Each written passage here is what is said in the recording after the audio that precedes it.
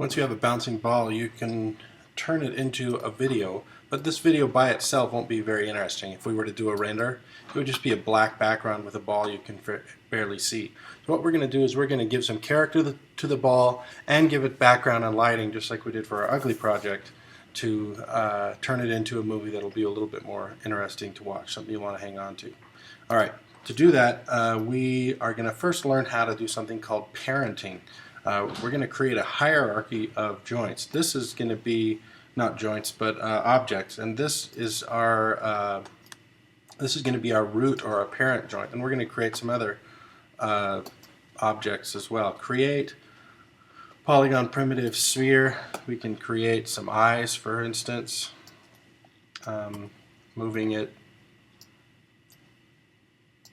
an eye there. Command D. You know, something we avoid in animation a lot is symmetry.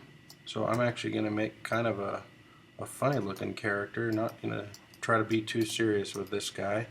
Let me create a hat for him. Again, trying to avoid some symmetry. Create polygon primitives. Oh, this time I'll create a cylinder. That kind of cylinder there. Using some of the tools we learned last time, I'm going to shrink it down, maybe extend it up. And if I do edit mesh, insert edge loop tool, I can insert an edge loop or down here to create a brim. Hit the F tool to focus in.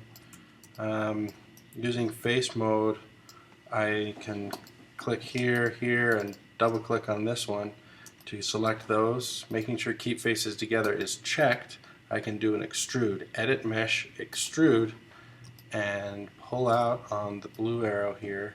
And now I have the brim of a hat. I'm going to do two extrudes here and lift the second extrude up slightly just to give it a little bit of differentiation here. Actually, you know what I might do? I'm just going to put it at an angle like that. Bring that down a touch. I'm going to do edit mesh, insert, edge loop tool. I want you to sculpt something interesting. Obviously this is what I'm doing. You can do almost anything you want here. Edit mesh, insert edge loop tool. I'm going to make it compress here in the middle. I'm also going to tilt that there, trying to avoid symmetry, give it some character. I'm going to go to vertex mode, select all these vertices on top, and maybe do something like that. Looks about right. I'm not going to spend a lot of time on it, but I want to put that now on this character. Now notice here I'm on keyframe 8. If I look at my character, he still needs some color, but he has eyes and a hat. But let's see what happens when we hit play. If I hit play, you'll notice that the hat and the eyes are not animated, but the bouncing ball still is. So I'm going to hit stop and go back to keyframe 8, which is where I positioned these things, and go ahead and parent them to the bouncing ball. To do that, I'm going to click on all the child objects, which are going to be the eyes and the hat, and then lastly select the ball.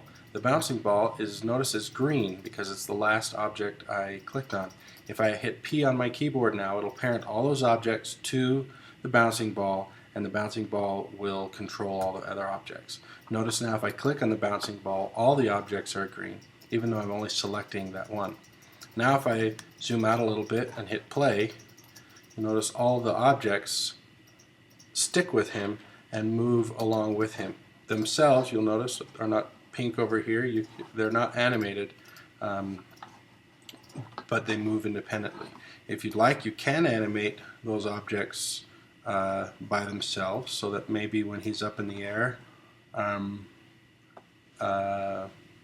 let's say we're going to have his eyes get bigger. So when he's down here, let's say when he's right here, we set a keyframe with his eyes small. So I'm going to hit S and then go to keyframe 18 and have his eyes small again. But on keyframe 24, I want the scale of his eyes to be, oh, I don't know, let's say 0.6.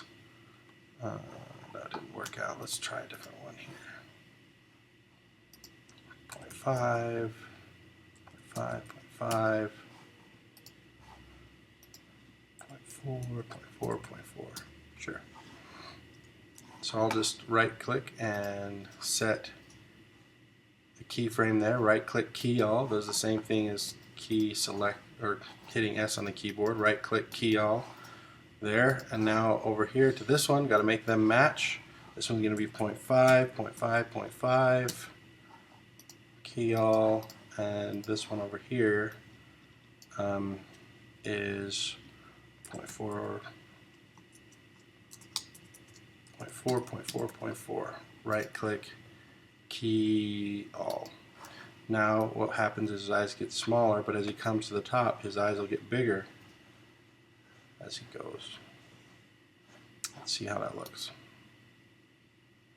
Kind of a subtle effect. When it gets color, it might be a little easier to see. I need pupils for these eyes, and for this I'm just going to simply take his eyes and do Command D and move these out a little ways and scale them down so they kind of sit in that position there. Maybe move this one back a little, this one forward a touch. There we go. And then those also need to be parented to the other objects. So because I want them to stick with the eyes, I'm going to click on these and then click on this and hit this and parent the pupil to the eye. And now he's got very Garfield looking eyes. So now the eyes, the pupils are parented to each eye and the eyes are parented to the bouncing ball, and they'll all move in sync. And notice the squash and stretch at the bottom is also working on all these other objects as well. Alright, time to give it a little color. So to do that, I am going to window, well, let's right click on my object and do assign new material, and I'm going to make him have a shiny material, and that shiny material is going to be yellow. So notice when I color the parent object, all the child objects color as well. So now I want these eyes to be white. So I'm going to do assign new material, blend again to make it shiny, and for color we're going to make it white.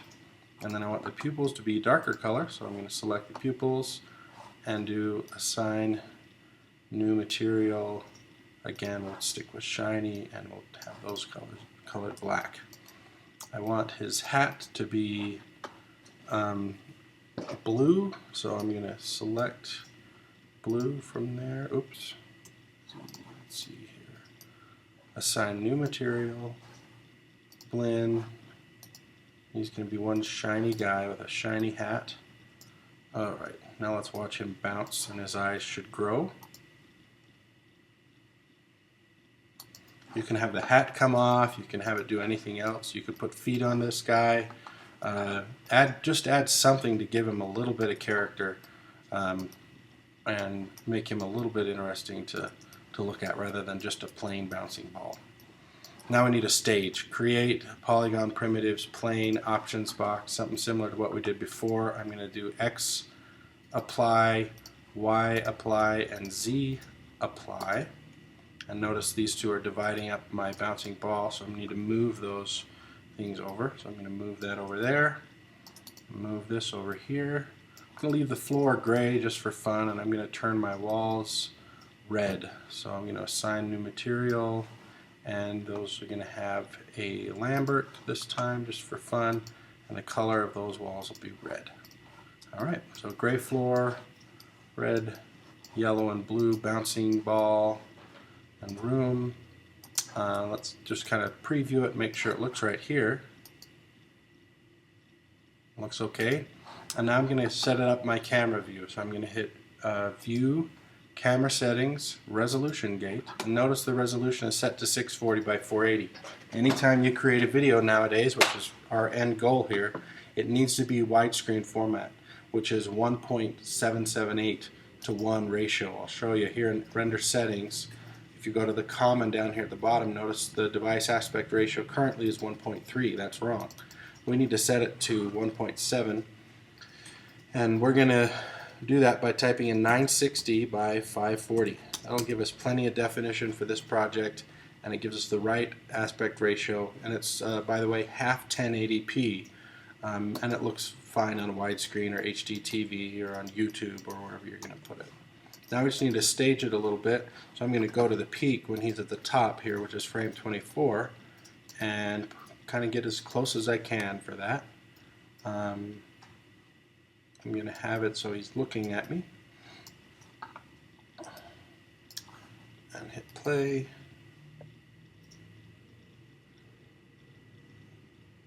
And just for fun, I'm going to select his pupils, which are not animated, and set a keyframe. Add keyframe 0, S, and 24, S, and on keyframe 12, I'm going to have them pointing up at the camera a little bit more. So he's kind of always looking at the camera, and then hit S, and let's see how that works out. Window animation graph editor, might have to fix some of that translate Y that I added in there to make sure. Just something I'm doing here. You don't necessarily need to do it. Just trying to fix some of the timing there, so make sure the eyes stay with the body as it moves. Okay, so let's check that out.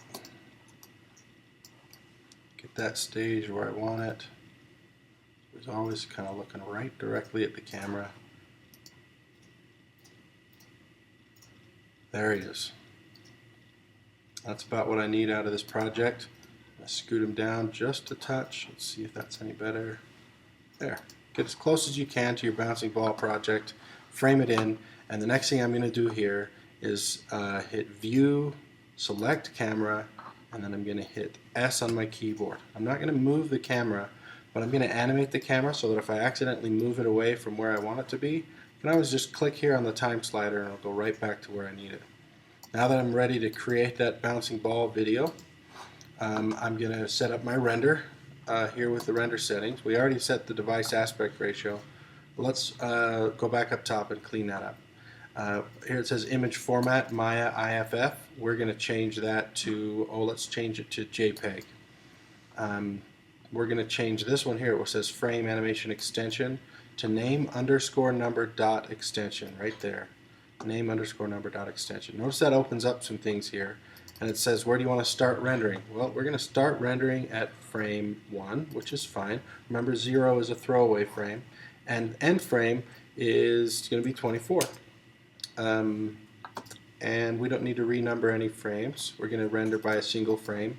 If we put a different number in here, it would render it faster or slower than real time, which is fine. Our renderable camera currently is pursed. We haven't created any other cameras yet. And then we're back to the resolution. So we've set everything we need to under the Common tab. Now we need to go to these other tabs and change them. Right now it's set for Maya Software. We use Mental Ray for most assignments. Then we're going to change the quality. Quality is currently set to draft. We're going to change it to production. So production, will change some of this stuff here, and then I click on indirect lighting, I check final gathering, and I click close. If I do a render, it should give me a decent looking render, but I'm missing something rather important. On this assignment, we're going to do the lighting a little bit differently. Currently there really is no lighting, so there'll be no shadows or anything like that. It's just default lights that are set up.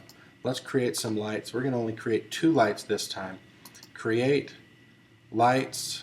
We're going to create one ambient light using the options box, and this ambient light is going to be a cool light. You can choose different color if you'd like, but I'm going to make mine kind of a cooler purplish bluish color, and then click on done here.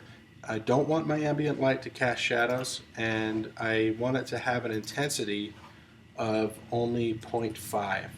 And then I'm going to create that light. Now this one light is going to serve as both my backlight and my fill light on this project, and now I only have to create a key light. It almost doesn't matter where the ambient light is either. We're not going to worry about that. We're just going to create lights, point light now to create my primary light. I'm going to make that a warmer color, something along these lines, and then click done. I'm going to make sure it does cast shadows and has an intensity of 1. I'm going to create that light. Hitting 7 on my keyboard so I know how this light is going to be positioned. I'm going to pull the light off to the side, down in front, and pull it up over here. Now, click on my time slider again. Now I should have my lighting and my camera. Let me do a test render here. The lighting and camera should all be set up, but my shadows are quite blocky. So I'm going to go back and change some of my lighting on my shadows here. And let's go back to this light. It looks like 1 might be a little, or 0.5 might be a little too intense for this one down here. So let me select that light. That light's going to be set to 0.3, and this light over here is going to be, I need to change his shadows. So the shadows are not using depth map shadows, but they're going to use ray trace shadows, and the light radius would be about 1, and shadow rays 5, and ray depth limit is 2. Works fine. Click on the time slider again to get me back where I need to be camera wise. Do a test render. Let's see how that looks. I like the shadows a lot better so far. Yeah, I'll keep that. It's a lot of red, but it's fun. Let's call it good. So, now that I have my render completely set up, I need to change to the rendering submenu system. Click on over here where it says polygon and animation. You'll notice rendering in the list. When I change to rendering, it gives me new options up here. I'm going to click on render, and then basically just click batch render. Don't need to do any options box or anything. And notice it says rendering with mental ray down here, and the percentage of rendering done shows which frame it's on, which is currently untitled because I haven't named my project yet, _1.jpg. And if I click on this here, it'll show me all the keyframes that it's rendering. It's done with 100% of frame 1. It's just barely starting keyframe 2. And it'll take a little while, but then eventually it's going to finish all 24 keyframes. So let me stop the recording. You don't need to wait for the whole render to complete. And I'll show you how to finish your animation project by turning it into a movie. So click stop.